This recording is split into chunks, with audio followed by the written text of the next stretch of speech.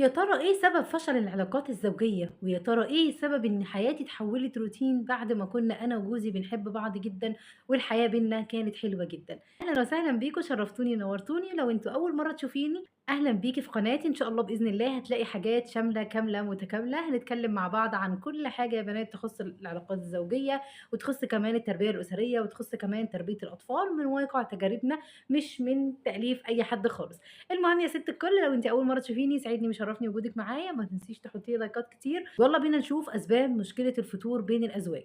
ليه بيحصل فتور بعد فترة من الزواج سنة، سنتين، بتبُصي تلاقي الحياة بقت يعني عادية جدًا، والروتين بقى كسر الحياة بتاعتِك، وبقيتِ طول الوقت اللي بتصحوا فيه بتباتوا فيه أنتِ وجوزِك بعيد عن بعض، كل واحد فيكم هَمُّه إن هو إزاي يأكّل الولاد، إزاي نعلّم الولاد، إزاي مش عارفة إيه، إزاي إيه، إزاي إيه.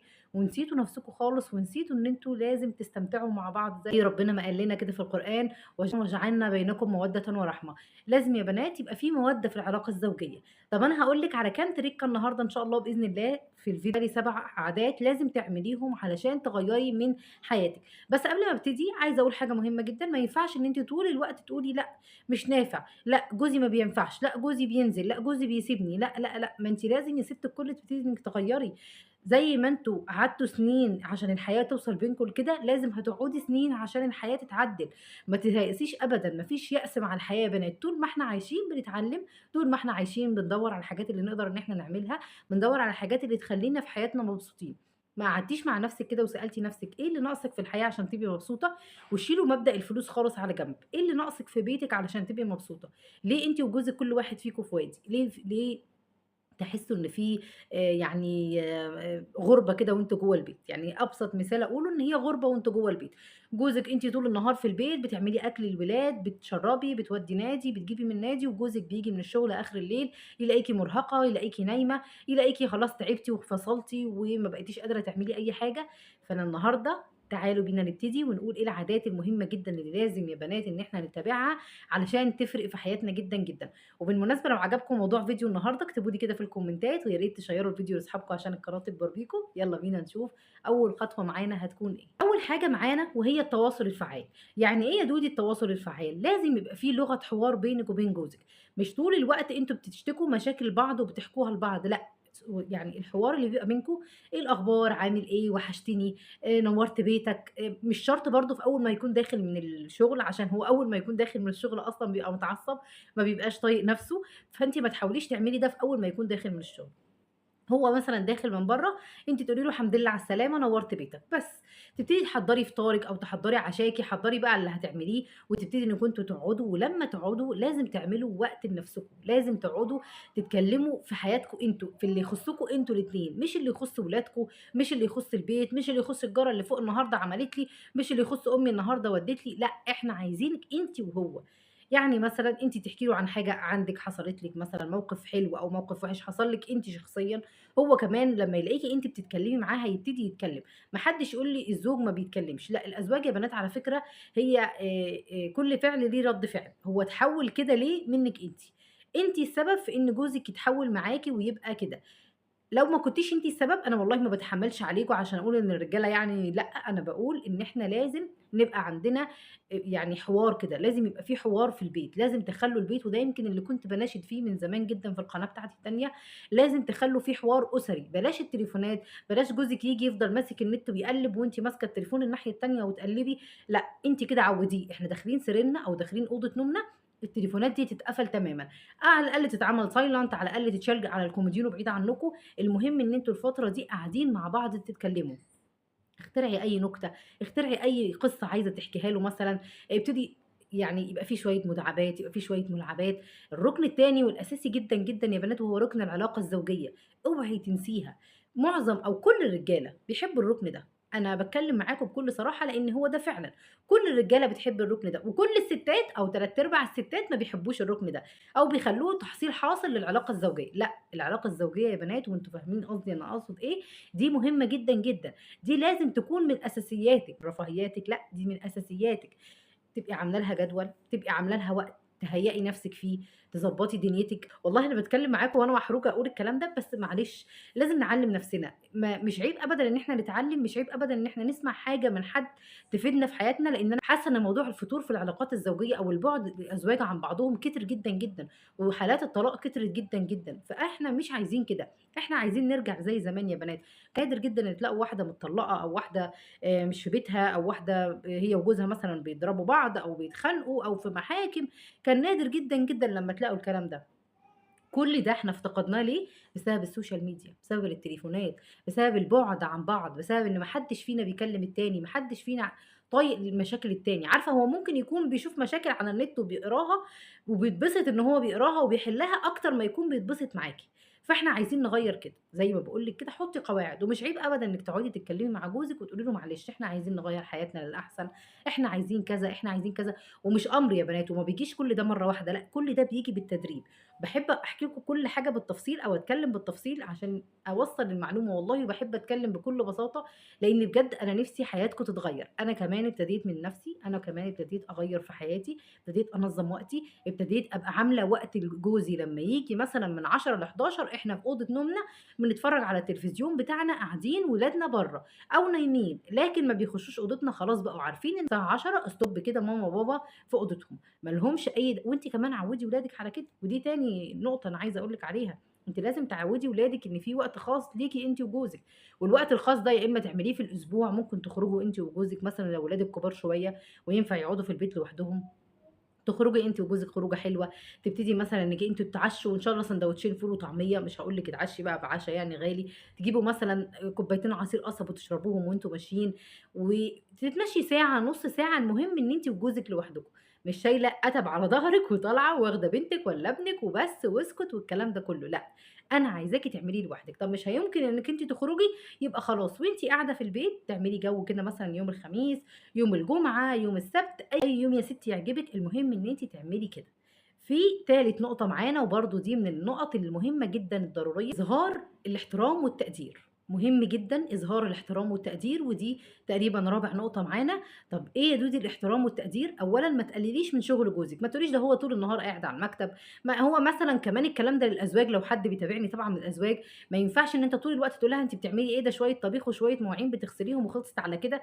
ما حدش يا بنات يقلل من حد، يعني ما ينفعش إن إحنا نقلل من بعض، ما ينفعش مثلًا عشان أنا متعلمة تعليم أزيد شوية من جوزي وهو بيتكلم كلام فاتريق عليه، أو العكس مثلًا ما ينفعش هو يكون متعلم تعليم أكتر منِك شوية أو بيفهم عنِك مثلًا أكتر حاجات شوية وتلاقيه يتريق على الكلام اللي أنتِ بتقوليه، لأ إحنا مش عايزين كده، إحنا عايزين يبقى في احترام، في تقدير. أيوه أنتِ عملتِ كتر خيرِك، ربنا يعينِك، ربنا مثلًا يعني يصلح حالِك ويديكِ الصحة، وأنتِ كمان تقولي له كده ربنا يصلح حالك ويديك الصحة. أنا عايزة أقول لكم على حاجة، شوفوا الناس اللي هم الكبار، اللي بيقعدوا 45 سنة و30 و40 سنة متجوزين وما شاء الله لحد النهارده باشوفهم ربنا يديمهم عليهم يعني. أنا كمان عندي من الناس دي، إن هم بيمسكوا إيد بعض وبيشيلوا بعض، ولو واحد تعب بيزعل عليه التاني جدًا وبيتقهر عليه جدًا. ده ليه يا بنات؟ عشان في احترام بينهم، عشان في حب، علشان في تقدير، علشان دول حطوا إيديهم في إيد بعض. الحياة بينكم أنتِ وجوزِك مش تحدي، مش اللي أنا لأ أنا هاعمل إيه عشان هو عمل لي إيه، هو جاب لي إيه، هو غيره جايب، شوفي جوز أختي عامل كذا، وشوفي أخويا عامل كذا لمراته، وشوفي ما لكيش دعوة، ما لكيش دعوة بحد. لو أنتِ حرفيًا عايزة تعيشي حياة سعيدة ما لكيش دعوة بحد، ما تبصيش لفلانة جوزها جاب لها إيه، وما تبصيش لعلانة جوزها عمل لها إيه، ما تبصيش لحد، بُصي لنفسِك وبُصي لجوزِك، هو ده مربط الفرس. هو ده مربط الفرس فعلًا، هو ده لو أنتِ وصلتِ للموضوع ده، لو أنتم وصلتوا لمرحلة إن أنتم تحترموا بعض، فصدقوني هتلاقوا العلاقة الزوجية معاكم اتغيّرت 180 درجة والّا حتى 360 درجة. نبتدي كده يا بنات من نفسنا، ما تقوليش جوزي مش هيعمل، أنتِ ابتدي، أنتِ ابتدي، والحاجة اللي بتبتديها لو عندِك صبر هتكمّلي فيها هتوصلي لها. دايمًا لمّا يكون عندنا هدف يبقى عندنا صبر، أنا عندي هدف دلوقتي إن أغيّر حياتي وإن أخلّي بيتي يبقى مبسوط وإن أخلّي ولادي يبقوا مبسوطين وجوزي يبقى مبسوط، يبقى أبقى عندي صبر بقى، عندي صبر إن أنا أغيّر وأعدّل. زي ما بيقولوا كده يا بنات، جوزِك على ما تعوّديه، أنتِ عوّدتيه من الأول على إن ما فيش احترام بينكم، هيبقى هو هيفضل طول الوقت ما فيش احترام. يعني مثلًا ما ينفعش جوزي يعني يتلفظ عليَّ بلفظ مثلًا أروح رادة له نفس اللفظ، لأ طبعًا، خلاص سيبيه لمّا يهدى خالص وقولي له على فكرة أنت عملت كذا، كذا، كذا وأنا اتضايقت من الموضوع ده. هو رد فعله عليكِ بقى في الوقت ده هيقول لِك معلش، كنت في ساعة غضب، كنت متضايق وسامحيني. الطبيعي الراجل الطبيعي هيعمل كده، خلّينا بس متفقين الراجل الطبيعي هيعمل كده. لكن ما ينفعش أنا طول الوقت أقف الند بالند قدّام جوزي، والرجالة يا بنات ما بيحبوش الست أبدًا، أبدًا اللي من النوعية دي، ما بيحبوش الست اللي هي تفضل طول الوقت واقفة لهم براجل كده، لأ هو عارف إن الست دي حاجة ناعمة، حاجة كده أنوثة. وفي جزء جدًا، جدًا ودي خامس حاجة عايزة أتكلم فيها، اهتمي بنفسِك يا ست الكل، اهتمي بنفسِك يا ست الكل، ما حدش هينفعِك، لا ولاد ولا جوز ولا أي حاجة. نفسِك حلوة، حلوة لنفسِك مش حلوة لحد، ألبس لبس نضيف، أحط برفان، البرفانات مش غالية خالص وبقت مالية الدنيا دلوقتي كتير ورخيصة، أحط برفان، ألبس حاجة حلوة، أحط مكياج وأنا قاعدة في بيتي، أضبّط نفسي، أخلّيني مَلِكة في نفسي كده. وعلى فكرة يا بنات لو أنتم حاسين إن أزواجكم ما بيجوش معاكم بالطريقة دي، تجاهلوهم، فن التجاهل ده حاجة جميلة جدًا، جدًا، وخلّي بالكم إن التجاهل ده عايز حلقة لوحده. فن التجاهل حلو جدًا، عارفة أنتِ لمّا تتجاهليه تنفّذي له كل طلباته طبعًا وتدّي له كل احتياجاته وكل حاجة، بس تجاهليه، خلّيكِ كده أنتِ مَلِكة في نفسِك كده، اعملي الحاجة اللي أنتِ عايزاها، شوفي إيه الحاجات اللي أنتِ بتبسطِك واعمليها. تعالي بالليل واعملي كده كوباية نسكافيه لنفسِك، ومثلًا شوكولاتاية أو قرصاية أو أي حاجة أنتِ عاملاها، وخديها واقعدي جنبه على السرير، اعملي له نفس ما هتعملي، وخديها واقعدي جنبه على السرير، وابتدي إن أنتِ كُلي مع نفسِك كده واشربي، تصفّحي أي حاجة، اقرأي، اقرأوا يا بنات القراءة حلوة أوي، أوي، وبتطوّر النفس وبتطوّر الذات وبتخلّيكِ تعرفي حاجات حواليكِ أنتِ ممكن تكون غايبة عنِّك، إحنا كلنا ستات متعلمين، وحتى مننا اللي مش متعلمين بيشوفوا الدنيا حوالينا وبيشوفوا الفيسبوك وبيشوفوا كده، وفي طبعًا أحاديث كتيرة جدًا بتتكلم وكده فبيفهموا، فأنتِ اقرأي، القراءة حلوة أوي، لو أنتِ مش عايزة تقرأي اسمعي، شوفوا شيوخ، شوفوا ناس بيتكلموا عن التربية الأسرية، شوفوا ناس بيتكلموا عن تنمية الذات، حاولي تطوري من نفسِك، ما توقفيش محلك سر كده من المطبخ للمواعين للهدوم للغسيل وناسية نفسِك، لأ طوّري من نفسِك، كل ما تطوّري من نفسِك بقى، كل ما هتلاقي جوزِك بيحبِك أكتر. كل ما تعملي زي الناس اللي جوزِك بيشوفهم برّه، كل ما جوزِك هيحبِّك أكتر. يعني مثلًا جوزِك بيشوف الستات برّه لابسة وحاطة مكياج ومهتمة بنفسها، وبرغم خلّي بالكم إن هي ممكن أصلًا يكون عندهم صعوبات في بيوتهم أكتر من اللي عندكم، بس هُم عارفين إزاي يهتموا بنفسهم. ما باقولكيش حطّي مكياج وأنتِ خارجة طبعًا علشان حرام، بس أنا باقول لِك يا ست الكل اهتمي بنفسِك، كل ما تهتمي بنفسِك أكتر، كل ما هتلاقي العلاقة الزوجية أو الحياة الأسرية بينكم بقت أحسن. والعلاقة الزوجية هي العلاقة الزوجية شاملة كل حاجة أو كل الجوانب اللي إحنا اتكلمنا فيها النهارده. كانت حاجات بسيطة جدًا، جدًا، احترام وتقدير من الحاجات الأساسية، التواصل والتفاهم بينكم بالأدب وبالاحترام من الحاجات الأساسية، العلاقة الزوجية من الحاجات الأساسية، إنِّك تعملي وقت لنفسِك أنتِ وجوزِك وتظهروا الاحترام والتقدير لنفسكم، وكمان يبقى في حُضن يا بنات، يبقى في قبلات، الحُضن والقبلات على فكرة من الحاجات الحلوة أوي، مش شرط تبقى عشان موضوع تاني لأ، دي بتخلّي في مودة ورحمة، بتخلّي في يعني إحساس كده بالدفء مش يعني يمكن الناس اللي بتعمل كده هتحس بالكلام اللي أنا باقوله، بيبقى في إحساس بالدفء كده حلو أوي. خلّي بالكم يا بنات إن الأزواج زي الأب بالضبط، يعني الزوج زي الأب بالضبط، سَنَد ويمكن هو اللي ما بتتكسفيش منّه فدايمًا كده حبّوا أزواجكم. لمّا تحبّي جوزِك أوي، هتدّي له أوي، هتعرفي إنِّك أنتِ تغيّري من حياتِك أوي، لمّا طول الوقت تقولي لأ هو بيبُص برّه، لأ هو بيعمل كذا، لأ هو بيعمل كذا، بيعمل كذا، حتى لو أنتِ عارفة إن هو بيبُص برّه ما تقوليلوش، غيّري من نَفْسِك أنتِ، طوّري من نَفْسِك، اعملي حاجات ما كنتيش بتعمليها قبل كده، هو هيلاحظ الفرق وهيتشغل بيكِ وهينسى اللي برّه. ودي من الحاجات برضه الأساسية جدًا، جدًا. أتمنى النهارده إن يكون الفيديو فادكم وتكونوا استفدتوا منه حتى لو معلومة بسيطة، طبعًا باحبكم جدًا ودي أول الفيديوهات إن شاء الله بإذن الله معانا سلسلة فيديوهات حلوة جدًا، جدًا، ما تنسيش تشتركي معايا يا ست الكل، أسيبكم في رعاية الله وحفظه، مع السلامة.